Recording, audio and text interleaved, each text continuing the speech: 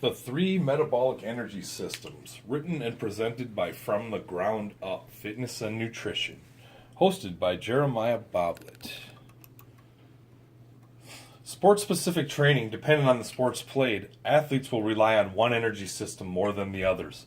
Understanding this information gives us, the personal trainers and strength coaches, clues on how to conduct the strength training while focusing on goal-specific outcomes. Adenosine triphosphate, or ATP, equals energy. All three of our energy systems ultimately run on ATP. It's the fuel source for all of your physical functions, from eating to breathing to running. During exercise, our bodies rely on these three systems for energy. The phosphagen system requires phosphocreatine stores in the muscle to make ATP. The glycolytic system, which requires glucose to make ATP. And third, but not final, the oxidative system, the aerobic system. It requires fat and glucose, and it is the only system that requires oxygen to function. Let's start with the first system, the phosphagen system. This system provides us with energy bursts from the 0 to 10 seconds of the initial 0 to 10 seconds of high intensity exercise, or whether we're jumping up to answer the phone or catching a falling child. The ATP-CP system, or phosphagen system, is the first to respond. Among our energy systems, it's the one most prepared for emergencies. It is the first responder. The phosphagen system is an anaerobic energy system used for explosive exercises lasting 8 to 10 seconds. This system generates ATP very quickly, but only a limited supply, so it runs out very quick. This is the most inefficient energy system of the three. So, could you name 3 exercises or sports that primarily use this system?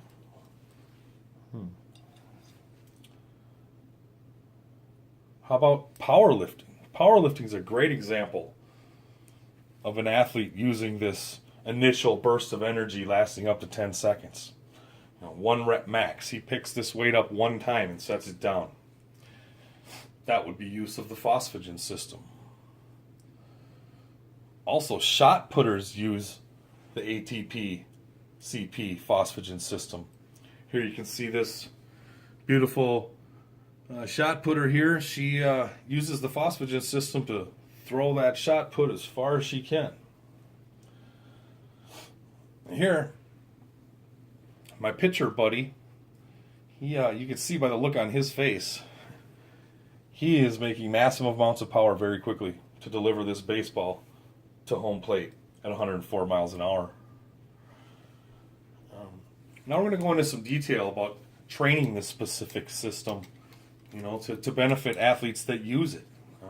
The system's a very fast system. The primary fuel, again, is ADP and creatine phosphate stored in your muscles. How would we train this system? We would do heavy strength training, medicine ball throws, jumps, short sprints. Anything that requires a 10-second burst of power or speed. We would recommend doing 3 to 5 sets with 1 to 5 reps, focusing on brief maximum effort sets lasting 8 to 15 seconds. 1 or 2 heavy reps in strength training, 1 rep max, 2 rep max. Recovery in this phase is essential. The long rests between sets equal full recover. Between the efforts, it usually takes between 3 and 5 minutes to recover to be able to use this system again, to its capacity anyway. We recommend training this system up to 3 times a week. Here we see in this chart the blue line. That blue line represents the phosphagen system, and as you can see, in seconds of exercises performed, this ATP system in the first 10 seconds is creating 100% of our power. It quickly drops off, and the next phase will take over.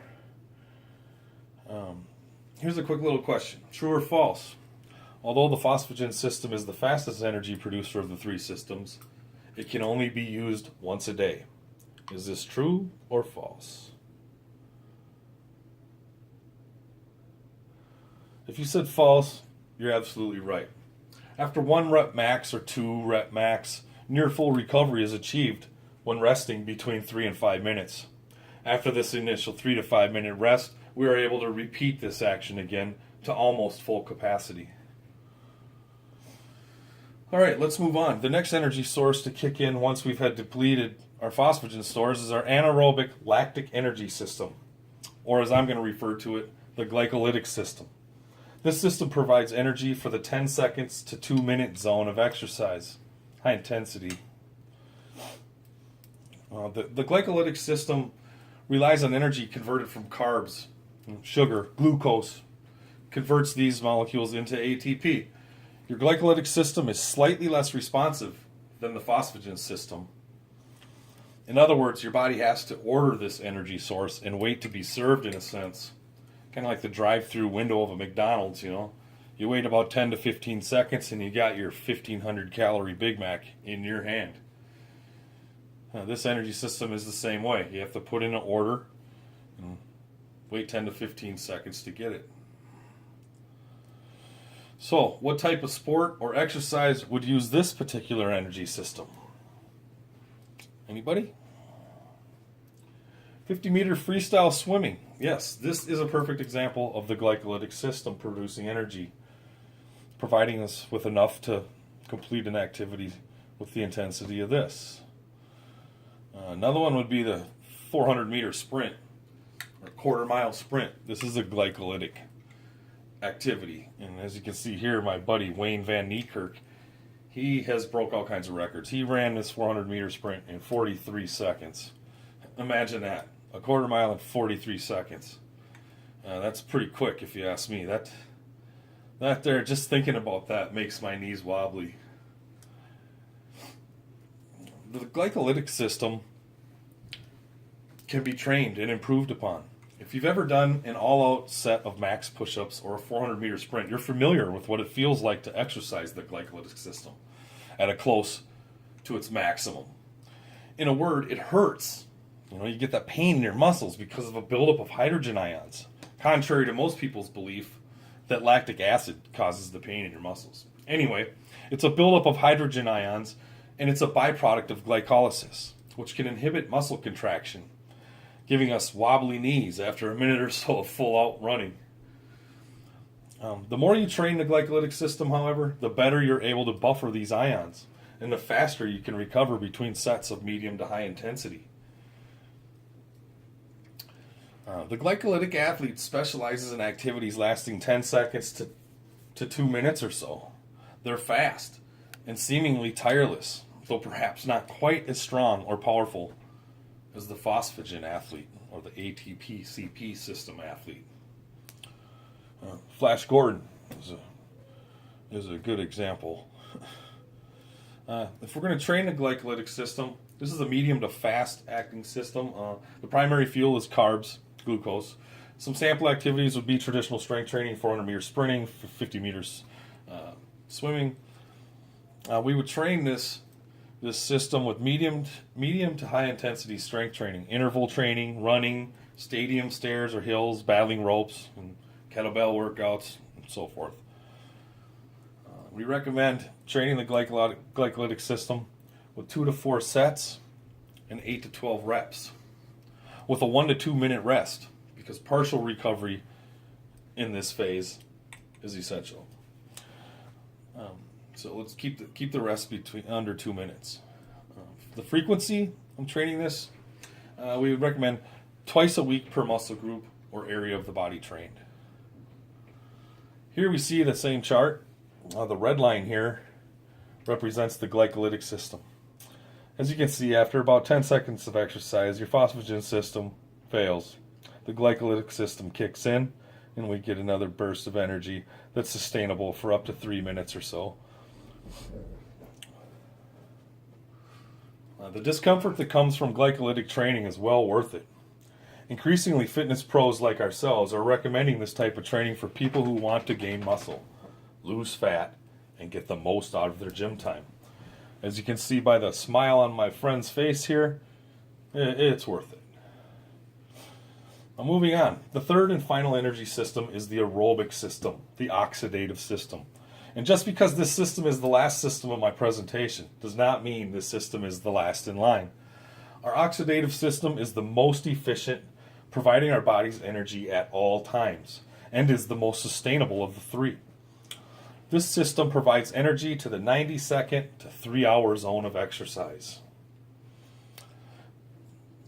The aerobic oxidative system is your slow-burning furnace. It's always humming in the background, whether you're fast asleep or running hard. It's fueled largely on fat and glucose, one of the three metabolic pathways that support exercise. It's the only one that requires oxygen to function. Athletes in any long-distance endurance sport, such as cycling, marathoning, triathleting, all need exceptional aerobic capacity, as do athletes in all continuous action field and team sports like basketball, lacrosse, soccer. Here we see a professional biker refueling the oxidative system. Here is another athlete fueling up for some aerobic activity. God bless the red, white, and blue. Here's an oxidative athlete preparing to run 13.1 miles. He doesn't look very happy.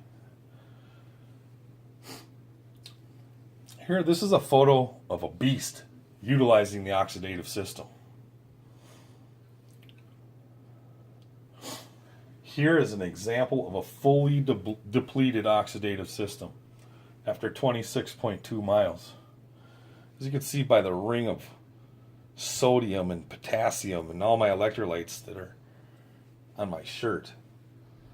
Yeah, and this look of, oh my God, did I just do that? Anyway, when training the oxidative system, the speed of the system is slow to medium. The primary fuel is fat. Sample activities would be jogging, slow swimming, cycling, walking, running, long distances, jogging. How would we train it? We would use light circuit training, running 5 minutes or more at a time, long distance cycling, traditional cardio machines, long and slow swimming. For sets and reps, we'd do 3 to 6 sets with 1 to 5 minute medium high efforts with 1 to 5 minutes rest. Or we do 1 to 3 sets with 8 to 20 minutes of medium efforts, resting 4 to 10 minutes between reps. And I would train this system 1 to 3 times a week. Ideally, all 3 systems work together harmoniously. Smart training does not just develop the 3 systems in isolation, it also develops your client's ability to transition from one fuel source to another, so all 3 metabolic pathways work together effectively.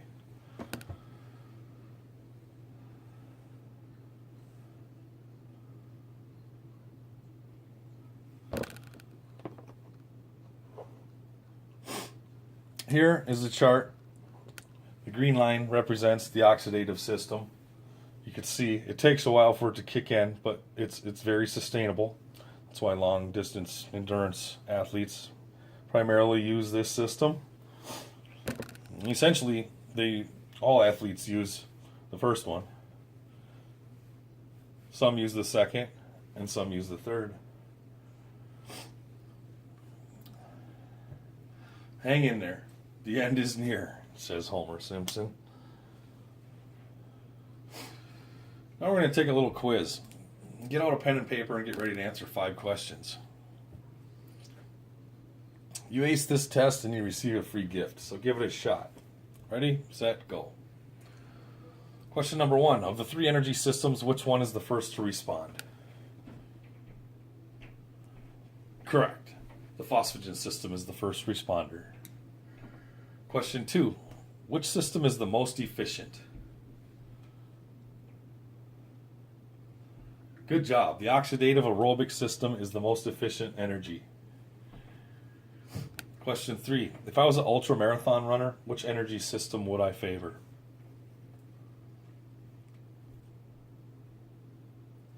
Right on. The answer is the oxidative aerobic system. It would be the primary source of energy for any endurance athlete. Here's a true or false. While sitting down, you are using the aerobic oxidative system.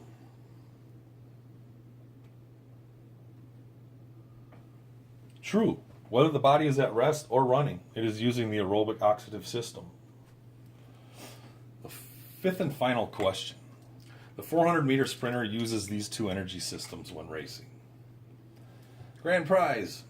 The 400-meter athlete is using both the phosphagen system for takeoff and the glycolytic system to finish the race.